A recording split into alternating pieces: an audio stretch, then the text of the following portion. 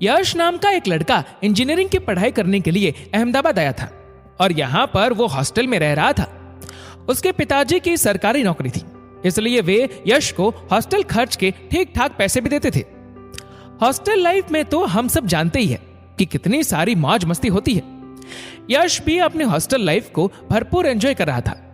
Hostel में आए यश को अभी 1 महीना ही हुआ था कि वो सिगरेट और शराब पीने लगा था। हॉस्टल में तो ये सब आम बात होती थी, क्योंकि उनके सारे दोस्त भी सिगरेट और शराब पीते थे। खासकर उनके हॉस्टल के सीनियर लड़के तो बहुत ही मौज मस्ती करते थे और खूब सिगरेट और शराब पीते थे। वो लोग हर रोज देर रात तक पार्टी करते थे। यश को ये सब अच्छा लगने लगा और ऐसे ही कॉलेज का 1 साल निकल गया। जब एग्जाम का रिजल्ट आया तो यश के मार्क्स बहुत ही कम थे। मार्क्स कम होने के कारण उसको पिताजी की डांट भी सुननी पड़ी।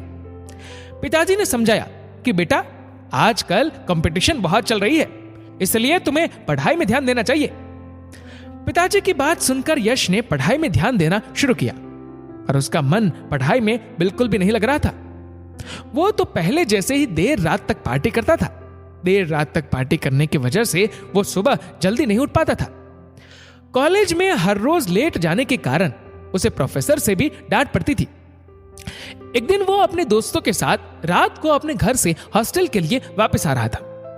रेलवे स्टेशन से निकलते ही उन्होंने ऑटो ढूंढना शुरू किया।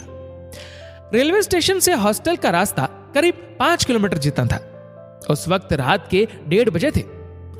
वो लोग ऑटो या रिक्शा वाले का इंतजार कर रहे थे, लेकिन उनको कोई भी ऑटो या रिक्शा वाला नहीं मिल रहा था।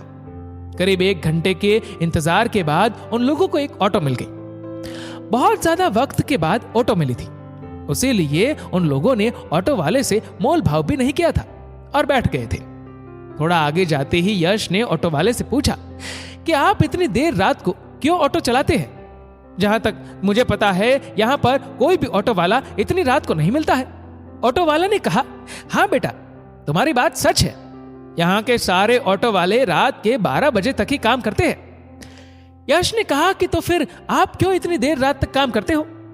ऑटो वाले ने कहा कि मुझे पैसों की ज्यादा जरूरत है, इसलिए मैं देर रात तक ऑटो चलाता हूं। ऐसा करने से मुझे ज्यादा पैसे मिलते हैं और बच्चों की फीस भरने में ये पैसे काम आते हैं।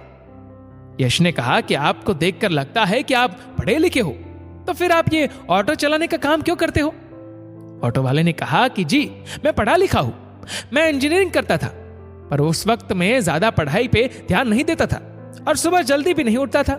मैं अपने दोस्तों के साथ रात को देर तक पार्टी भी करता था। मुझे उस वक्त शराब पीने की ही आदत भी हो गई थी।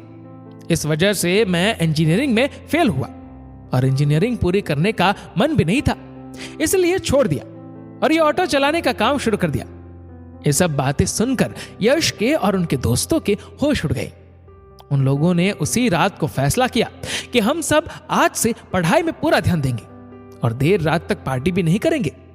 इस ऑटो वाले की कहानी सुनकर यश और उनके दोस्तों में काफी बदलाव आ गया। हमें हमारा लक्ष्य कभी भी नहीं भूलना चाहिए।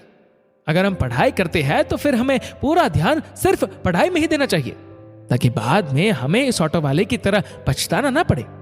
हमारा लक्ष्य हमें हर हाल में पूरा करना चाहिए। जब तक हम अपनी लाइफ में कुछ हासिल नहीं करते हैं, तब तक हमें अपने लक्ष्य को नहीं भूलना चाहिए।